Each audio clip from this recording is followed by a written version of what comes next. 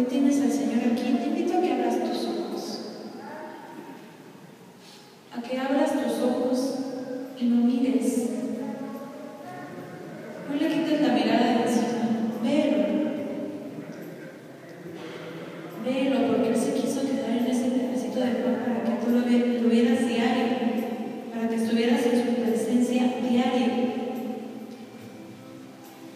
Él no se quiso quedar como hombre en tierno, para que tú no tuvieras miedo de acercarte a Él o de hacer alguna acción por miedo solamente. Él se quiso quedar de esa manera